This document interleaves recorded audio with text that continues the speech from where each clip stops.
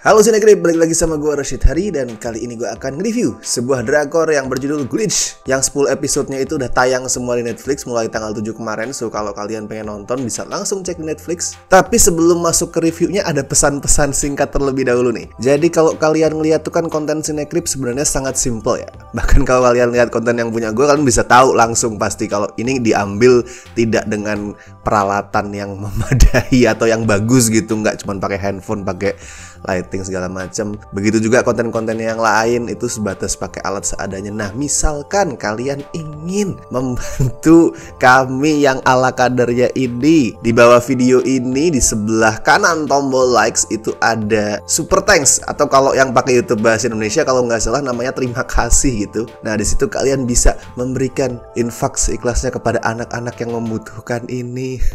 Nggak, maksudnya kalau misalkan kalian ingin berkontribusi dengan Sinegrip, ingin memberikan bantuan seikhlasnya, silahkan bisa klik tombol super thanks itu. Ntar gampang ada arahan lengkapnya di situ. Dan kalau misalkan buat akun-akun yang nyumbang di situ bakalan semacam di highlight itulah. Jadi misalkan kalian komen di video ini, komen di akun Sinegrip, nanti akan ada dibedain, warnanya dibedain. Jadi orang bakal tahu, wah ini nih orang kaya yang menyumbang gitu. Jadi bisa riak, bisa pamer. Oke, balik lagi ke reviewnya. Glitch ini drama yang ditunggu banget sih. Salah satunya adalah karena ini lahir dari kepalanya Jin Han-se. Dia adalah yang nulis ekstrakurikuler. Ditambah lagi duet leadnya ada Jeon Yo Bin yang tahun lalu itu baru mencuri hati kita semua lewat Vincenzo, sama Mbak Nana, member girl group After School yang sejak grupnya aktif pun emang udah beberapa kali ngecoba acting ya. Dan sekarang sejak grupnya nggak aktif dia udah full jadi seorang aktris. Dan ini makin ditunggu karena sebelum rilis di press conference kalau nggak salah itu Nana nongol dengan tato di sekujur tubuh dia, badannya penuh tato. Dan netizen awalnya mengira kalau oke, itu kan kayaknya cuman buat karakter di Glitch ini. And turns out semuanya asli. She looks cool, she looks pretty, she looks amazing. Pokoknya I love you lah mbak. Di sini Jeon Yo Bin meranin Ji Hyo, sedangkan Nana meranin Bora. Itu pas SMP mereka adalah sahabat yang berbagi kegemaran, obsesi soal UFO. Yang bener-bener obses sama UFO si Ji Hyo sih. Jadi si Bora itu cuman tertular penyakitnya si Ji Hyo yang suka UFO. Tapi karena alasan yang baru kita ketahui nanti di pertengahan dramanya dan gak akan gue spoiler, pertemanan mereka tuh putus. Baru ketemu lagi sekarang beberapa tahun kemudian pas si Ji Hyo lagi nyari pacarnya yang hilang, yaitu Si Guk yang diperanin sama Lee Dong Hui. Of course, fans Reply 88 pasti inget orang ini. Dan buat yang belum tahu, dia adalah pacarnya Mbak Hoyeon yang main di Squid Game. Jadi ceritanya si Guk ini hilang dan Ji Hyo yakin kalau pacarnya ini hilang karena diculik alien. Soalnya pas Ji Hyo datang ke tempat terakhir Si Guk ada, semua barang elektronik dia tuh error, glitching. Dan dia bahkan sempat ngeliat crop circle di tempat itu, tapi bukan dari apa sih, tanaman yang dipotong-potong kayak gitu, tapi dari sekumpulan serangga gitu. Ada ratusan or even ribuan gitu, banyak banget serangga ngumpul membentuk crop circle. Awalnya sih dia ragu itu nyata atau enggak, soalnya selama bertahun-tahun ini Ji Hyo sering lihat sosok alien abu-abu dengan tampilan yang udah biasa kita lihat di film-film alien. Terus dia pakai topi klub baseball gitu. Tuh alien kelihatan jelas, tapi Ji Hyo berusaha meyakinkan dirinya kalau enggak, itu cuman hayalan, cuman imajinasi. That creature is not real. Dan itu juga pertanyaan yang dilempar ke penonton selama 10 episode. Apakah alien benar-benar nyulik Si Guk? Dan apakah alien itu benar-benar ada di drama ini? Misteri itu yang jadi motor penggeraknya Glitch karena persentasenya tuh engaging banget. Jadi bisa gini, di satu titik kita dibikin ngerasa, oh nggak ada alien mah, ini cuman bikin-bikin palsu. Tapi kemudian langsung diputar balikan pemikiran kita jadi, what? Jangan-jangan beneran ada alien. Dan itu terus terjadi. Kita terus dipingpong di antara dua perspektif itu dan seru rasanya. Dan ending tiap episodenya itu rajin ngasih cliffhanger yang bikin kita tuh pengen untuk terusin episode berikutnya gitu. Jadi berkali-kali gue udah mikir, oke, hari ini cukup lah ya, besok lagi lanjut nonton Glitch atau entaran lagi. Endingnya menarik, langsung gue terusin. Itu berulang kali terjadi. Kalau storytellingnya sih sebenarnya belum sempurna sayangnya. Tone-nya sih yang agak bermasalah di sini. Tone-nya itu inkonsisten.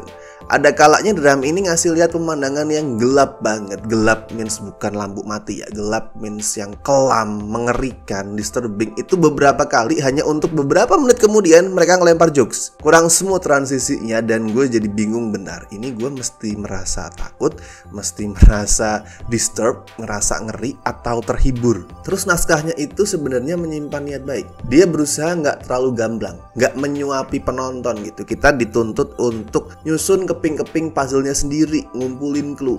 Itu gue suka, tapi sayangnya ada beberapa poin di mana clue-nya itu rancu. Jadi terkesan kayak Glitch ini sebuah puzzle yang kepingan-kepingannya itu belum utuh, atau ada kepingan yang itu baik dari gambarnya atau bentuknya sama. Jadi kita nggak tahu ini harus diposisikan di mana nih keping puzzle ini. But still ini drama yang luar biasa fun sih, selain karena investigasi tadi, juga karena pemeran utamanya, dua leadsnya. Jadi buat nyari si Guk yang dia curigai diculik UFO ya, si Ji-hyo itu mengunjungi forum-forum soal UFO, forum-forum konspirasi,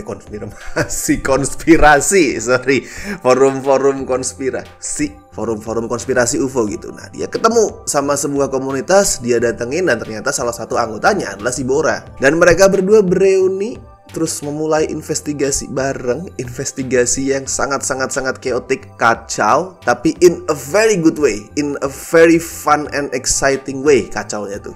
Dari kebut-kebutan naik Vespa di jalan lah sampai menyusup ke sebuah sekte sesat, itu seru banget. Humornya lucu juga karena chemistry-nya John Yo Bin sama Nana. Kompak banget mereka nih kalau lagi ngegoblok berdua. Asli, John Yo Bin sebagai Ji-hyo yang awkward tapi gigih, dan pada saat harus melakoni adegan dramatik itu kuat banget, bagus banget.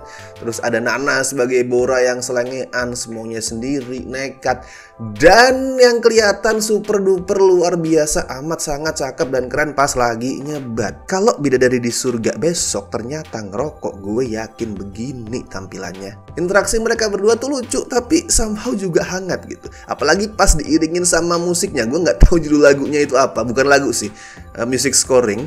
Dan itu kedengaran unik, kedengaran kayak film-film indie drama komedi yang quirky. Dan lewat hubungan Ji-hyo sama Bora ini, Glitch juga berusaha ngomongin soal memori yang direpress, perasaan yang direpress juga, dimana sebuah kenangan dan perasaan itu ditekan, tapi saking kuatnya kenangan dan perasaan itu, pas ditekan bukannya hilang, tapi bermanifestasi jadi hal lain gitu. Di kasus Ji-hyo itu tadi dia selalu ngeliat alien kan ya, alien yang pakai topi baseball itu. Nah itu sebenarnya adalah bentuk kerinduan dia, gue yakin. Kerinduan dia akan keping memori, keping perasaan yang hilang dalam hidup dia, yaitu si Bora. Dan Glitch ini intinya juga ngomongin soal melangkah maju gitu, melangkah maju dalam hidup tapi tanpa ngelupain hal-hal berharga yang udah terjadi sebelumnya. Karena berprogres maju menuju hidup yang baru bukan berarti lu harus ngebuang hal yang lama. Asik. Dan gue mempertanyakan satu hal ini soal hubungannya Ji-hyo dan Bora. Apakah mereka bersahabat atau ini adalah cerita terselubung soal rediscovering your queerness gitu? Apakah sebenarnya mereka tuh lebih dari sebatas sahabat? Soalnya pergolakan dilemanya Ji-hyo itu kayak queer yang terpaksa menekan orientasi dia karena menganggap itu tuh nggak normal, menganggap itu tuh nggak diterima sama norma masyarakat. Sedangkan Bora entah sengaja atau enggak, di sekelilingnya itu banyak muncul warna-warna yang mirip sama bendera panseksual. Terus Ji-hyo walaupun punya cowok itu nggak menunjukkan ketertarikan gitu, nggak menunjukkan adanya hasrat sama cowok gitu. Sedangkan Bora bahkan tinggal sama cowok tapi nggak ada romance sedikit pun. Walaupun cowok-cowoknya begitu ya, but still, even Ji-hyo pas dideketin sama si polisi itu pun nggak memperlihatkan interest ke dia. Dan pas SMP mereka sempat digosipin pacaran kan, dan mereka berdua sempat menyinggung gosip itu tapi nggak menunjukkan penolakan atau kerisihan soal gosip itu tuh nggak menampik gitu kesannya. Dan endingnya pun mengarah ke sana ya. Gue kayak bisa ngebayangin kalau misalkan Glitch ini adalah series barat atau film barat, itu mereka udah pacaran sih, yakin gue. Udah ciuman berkali-kali dalam 10 episode ini. Kalau skor buat Glitch gue kasih 8,5 dari 10 lah. Ini salah satu drakor yang paling berhasil mengaplikasikan elemen science fiction secara aneh ya. Mungkin ini yang bikin beberapa orang tuh kurang cocok karena aneh, tapi ya kayak gitu science fiction. Mungkin yang belum terlalu terbiasa sama science fiction bakal ngerasa apa sih nggak jelas aliennya gimana gitu. Tapi memang ada science fiction yang aneh, yang absurd seperti ini, dan justru itu kelebihannya. Kalau kalian gimana? Apakah kalian enjoy sama Glitch atau malah sebaliknya kalian ngerasa itu tadi ini terlalu aneh, nggak bagus dan segala macam? Tuliskan pendapat kalian soal drama ini di kolom komentar. Gua Rashid Hari and see you in the next video.